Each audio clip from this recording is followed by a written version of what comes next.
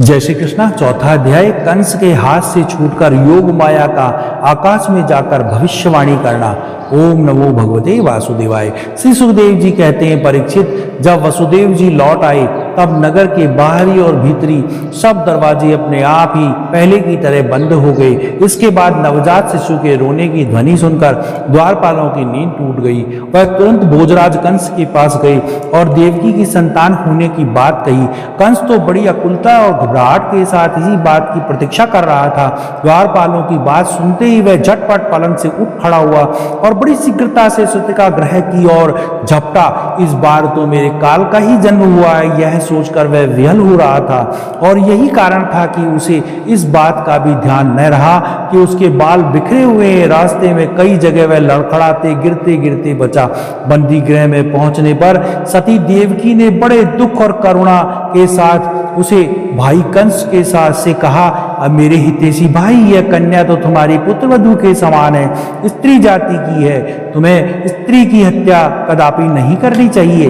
भैया, तुमने देववश मेरे बहुत से अग्नि के समान तेजस्वी बालक मार डाले, अब केवल यही एक कन्या बची है, इसे तो मुझे दे दो।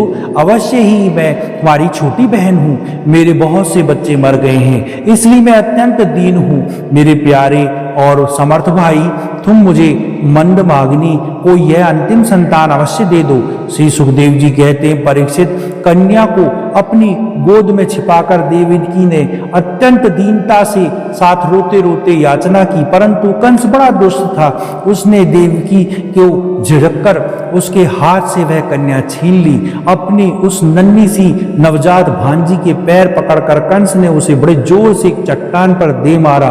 स्वाद से उसके हृदय में सौहार्द का समूल उखाड़ फेंका था। परंतु श्री भगवान श्री कृष्ण की वह छोटी सी बहन साधारण कन्या तो थी नहीं, देवी थी। उसके हाथ से छूटकर तुरंत ही आकाश में चली गई और अपने बड़े बड़े 8 हाथों में आयुध लिए हुए दिख पड़ी। वह दिव्य माला, वस्त्र, चंदन और मणिमय आभूषणों से विभूषित थी। उसके हाथों में धनुष, त्रिशूल, बाण, ढाल, तलवार, शंख, चक्र और गदा, ये 8 आयुध थे। सिद्ध, चारण, गंधर्व, किन्नर, अप्सरा, नागगण बहुत सी भेंट की सामग्रियां समर्पित करके उनकी स्तुति कर रही थी। उस समय देवी ने कंस से यह कहा, रे मूर्ख, मुझे मारने से तेरा क्या नहीं मिलेगा? तेरे पूर्व जन्म का शत्रु तुझे मारने के लिए किसी स्थान पर पैदा हो चुका है। अब तू व्यर्थ निर्दोष बालकों की हत्या ना कर। वो कंस के से इस प्रकार कहकर भगवती योग माया वहां से अंतर्ध्यान हो गई और पृथ्वी के अनेक स्थानों पर विभिन्न नामों से प्रसिद्ध हुई। देवी का यह बात सुनकर कंस को असीम आश्चर्य हुआ। उसने उसी समय देवकी और वसुदेव जी को केद से छोड़ दिया और बड़ी नम्रता से उनसे कहा, मेरी प्यारी बहन और बहनोई जी, हाय हाय, मैं बड़ा पापी हूँ। राक्षस जैसे अपने बच्चों को मार डालता है, वैसे ही मैंने बहुत से लड़के मार डाले। इस बात का मुझे बड़ा खेद है। मैं इतना दुष्ट हूँ कि करुणा की तो मुझ में लेश भी नहीं है। मैंने अपने भाई बंधु और हितैषियों तक का त्याग कर दिया।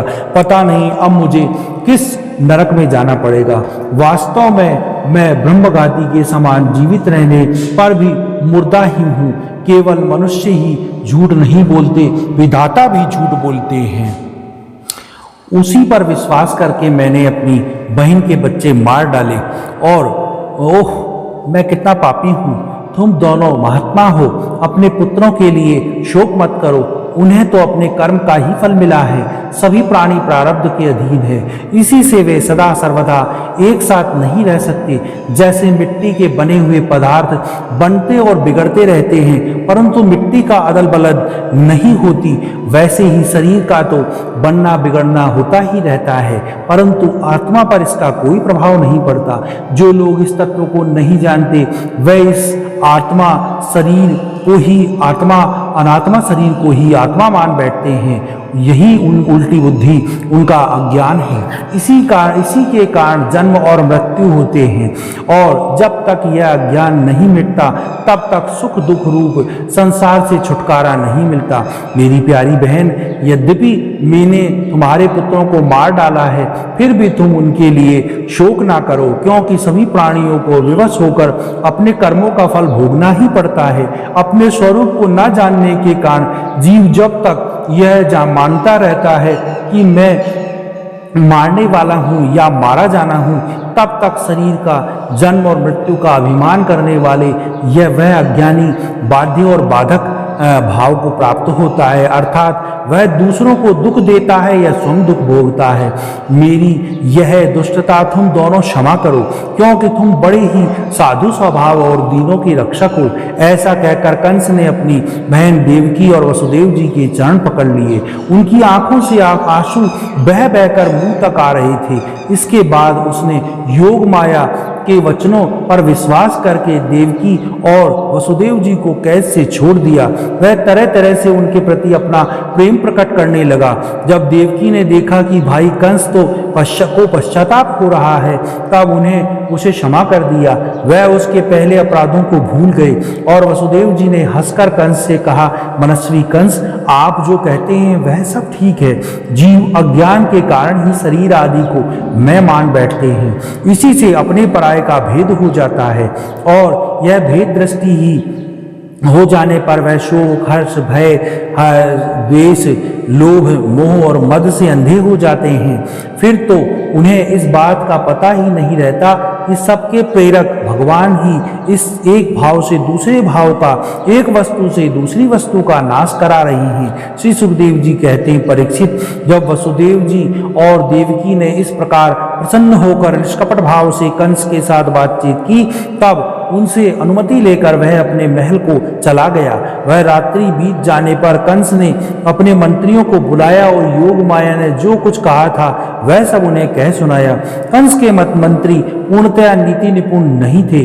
दैत्य होने के कारण स्वभाव से ही देवताओं के प्रति शत्रुभाव रखते थे। अपने स्वामी कंस की यह बात सुनकर वह देवताओं पर और भी चिढ़ गए और कंस से कहने लगे, भोजराज, यदि ऐसी बात है तो आज ही हम बड़े बड़े नगरों में, छोटे छोटे गांवों में, अहीरों की बस्तियों में और दूसरे भी स्थानों में जितने बच्चे हुए हैं, वह चाहे 10 दिन में अधिक के हो क्यों ना हो या कम क्यों ना हो, सबको आज ही मार डालेंगे। समर भीरु देवगण युद्धो योग करके ही क्या करेंगे?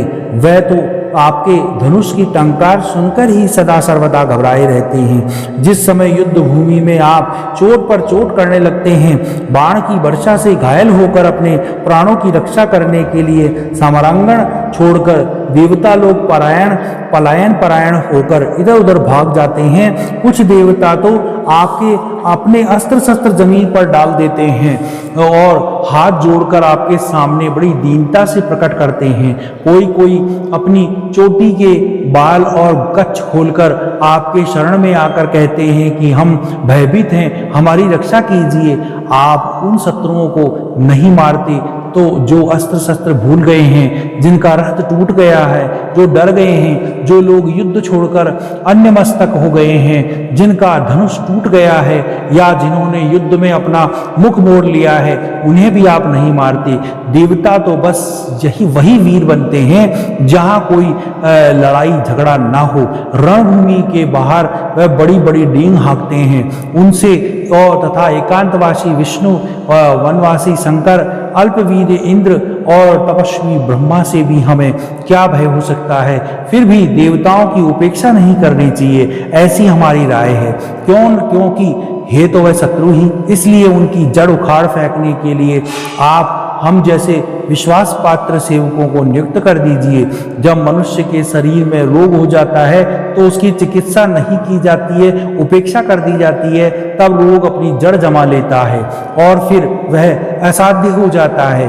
अथवा जैसे इंद्रियों की उपेक्षा कर देने पर उनका दमन असंभव हो जाता है, वैसे ही यदि पहले शत्रु की उपेक्षा की जाए तो वह घाव पांव जमा लेता है, तो फिर उसका हारना उसको हराना बड़ा ही कठिन होता है। देवताओं की जड़ है विष्णु और वह वहाँ रहता है जहाँ सनातन धर्म है। सनातन धर्म की जड़ है वेद, गो, ब्राह्मण, तपस्या और वह यज्ञ जिनमें दक्षिणा की जाती है। इसलिए भोजराज, हम लोग वेदवादी, ब्राह्मण, तपस्वी, याज्ञिक और यज्ञ के लिए घी आदि अवश्य पदार्थ देने वाले गायों का पूर्ण रूप से नाश कर डालेंगे। ब्राह्मण, गो, वेद, तपस्या, सत्य, इंद्रिय दमन, मनोग्रह, श्रद्धा, दया, तितिक्षा और यज्ञ विष्णु के शरीर हैं। वह विष्णु ही सारे देवताओं का स्वामी और असुरों का प्रधान द्वेषी है, परंतु यह किसी गुफा में छिपा रहता है। महादेव, ब्रह्मा और सारे देवतागण की जड़ वही है। उसको मार डालने का उपाय यह है कि ऋषियों को मार डालना चाहिए। श्री सुखदेव जी कहते हैं, परीक्षित, एक तो कंस की बुद्धि स्वयं ही बिगड़ी हुई थी, फिर उसे मंत्री ऐसे मिले थे जो उससे भी बढ़कर दुष्ट थे। इस प्रकार उन्हें सलाह करके काल के फंदे में फंसे हुए असुर कंस ने यही ठीक समझा कि ब्राह्मणों को ही मार डालना चाहिए। उसने हिंसा प्रेमी राक्षसों को संत पुरुषों की हिंसा करने का आदेश दे दिया। वह इच्छा अनुसार रूप धारण कर सकते थे। जब वह इधर उधर चले गए तब कंस ने अपने महल में प्रवेश किया।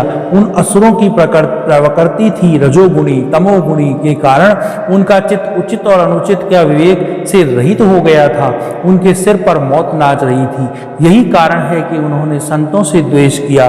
परीक्षित, जो लोग महान संत पुरुषों का अनादर करते हैं उनका वह कुकर्म उनकी आयु, लक्ष्मी, कीर्ति, धर्म, लोक परलोक, विषय भोग और सब के सब कल्याण के साधनों को नष्ट कर देते हैं। चौथा अध्याय समाप्त। ओम नमो भगवते वासुदेवाय।